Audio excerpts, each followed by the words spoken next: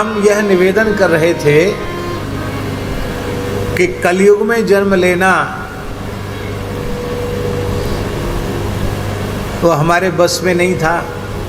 हमने कलयुग में जन्म लिया, ये हमारी इच्छा के अधीन नहीं है, मजबूरी है, कलयुग में पैदा हुए। पर कलयुग में जन्म लेकर भी हम सतयुग में जी सकते हैं। यह अधिकार भगवान ने हमें कृपापूर्वक प्रदान किया है। हम कलयुग में पैदा होकर भी सतयुग में जी सकते हैं। 5 प्रकार के दोषों का यदि हम प्रतिज्ञा पूर्वक त्याग कर दें तो हम कलयुग में पैदा होकर भी सतयुग में जी सकते हैं। पहला दोष, किसी भी प्रकार से जुआ न खेलना। किसी भी प्रकार से हम इसलिए बोल रहे हैं कि जुआ के भी कई प्रकार हैं। ये शर्त लगाना, शर्त लगा देना, फिर हार जाना, जीत लेना, ये भी जुआ है। किसी भी प्रकार से जुआ न खेलना। ये सट्टा, लॉटरी, ये सब जुआ है। जुए में कलयुग है।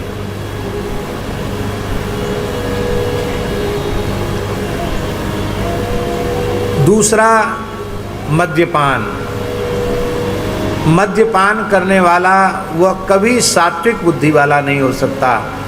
उसकी बुद्धि में निरंतर कलयुग निवास करता रहेगा। मद्यपान करने वाले की कभी सद्गति नहीं होती है।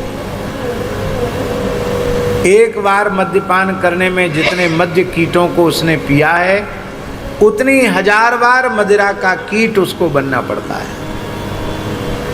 और मरने के बाद जब नरक जाता है तो शराब पीने वालों के लिए स्वतंत्र नरक है। उस नरक का नाम है आयह पान। खौलता हुआ लोहा पिघला करके उसको पिला दिया जाता है। भयंकर से भयंकर पाप का प्रायश्चित है ब्राह्मण के लिए, पर शराब पीने के बाद फिर उसकी शुद्धि का प्रायश्चित नहीं है। भयंकर पाप है। किसी भी मनुष्य को मद्यपान नहीं करना चाहिए, जुआ नहीं खेलना चाहिए। तीसरा दोष है मांस भक्षण। मांस भक्षी की बुद्धि कभी शुद्ध नहीं रह सकती। उसके हृदय में भी कलयुग रहता है। किसी भी प्रकार से मांस खाना नहीं चाहिए, उसका समर्थन नहीं करना चाहिए।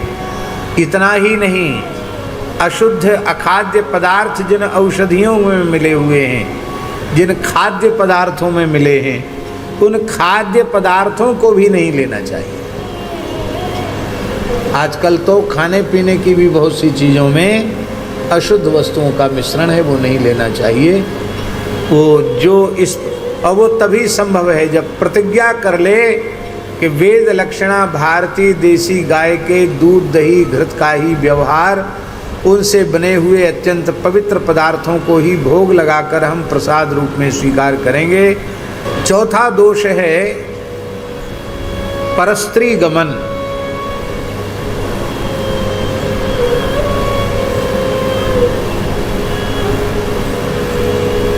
गृहस्थ व्यक्ति के लिए अपनी अधिकृता पत्नी के अतिरिक्त संसार की जितनी स्त्रियां हैं वो माता के समान हैं।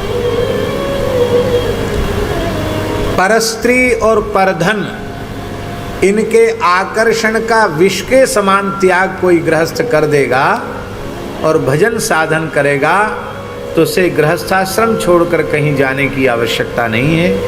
गृहस्थाश्रम में ही उसका परम कल्याण हो जाए।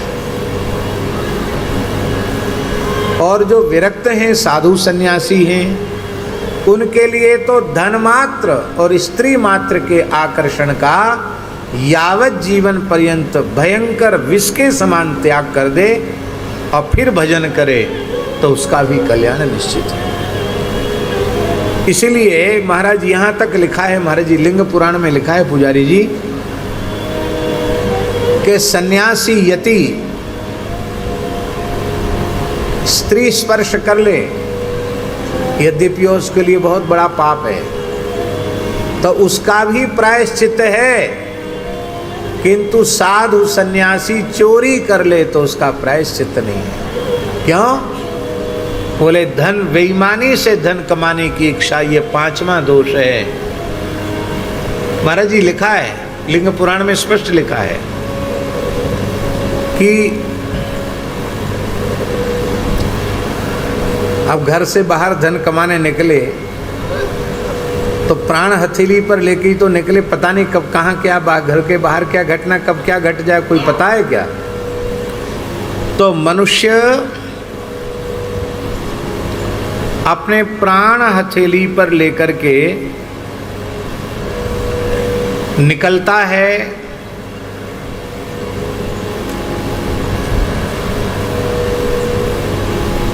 धन कमाने के लिए।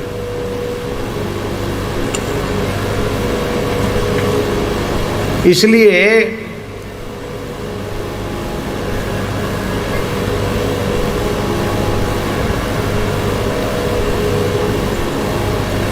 यदेतद् द्रविणम नामो प्राणा येते बहिश्चराः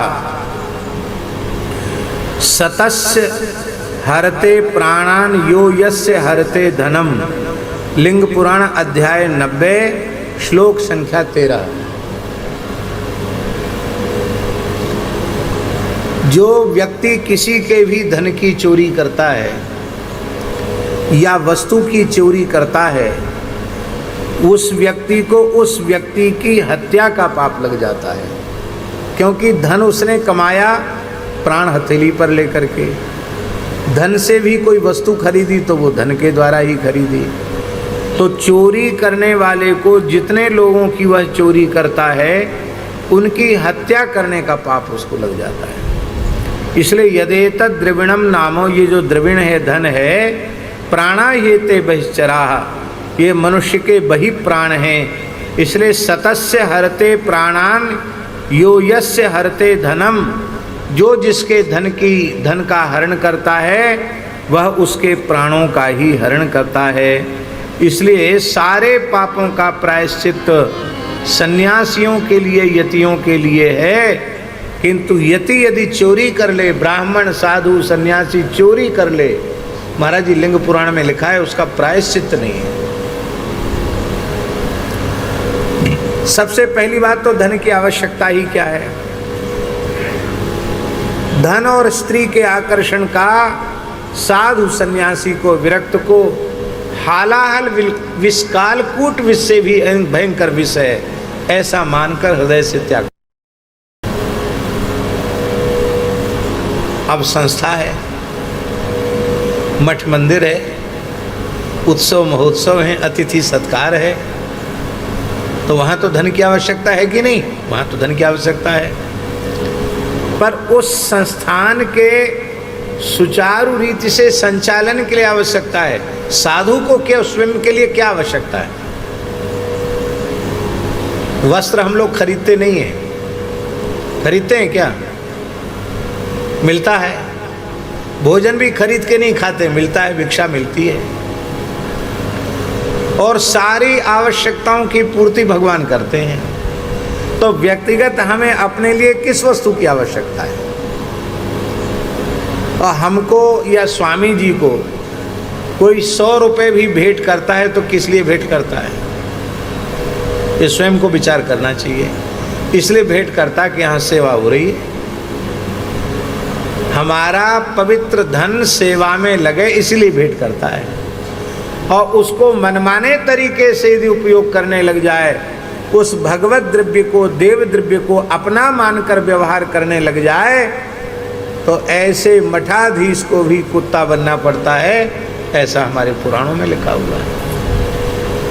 क्योंकि वो देव द्रव्य है, परमार्थ का द्रव्य है, भगवत द्रव्य है, वो किसी भी प्रकार से उसका उपयोग अपने व्यक्तिगत जीवन में न हो जाए। तो क्या आवश्यकता है? तो ये जो अन्याय की कमाई, स्वर्ण माने होता अपवित्र धन, अन्याय की कमाई, इन 5 दोषों का यदि कोई त्याग कर दे तो कलयुग में पैदा होकर भी वह सतयुग में जी रहा है, और फिर भजन करे तो उसका कल्याण इसी शरीर से, इसी जन्म में निश्चित है, इसमें कोई संदेह नहीं है।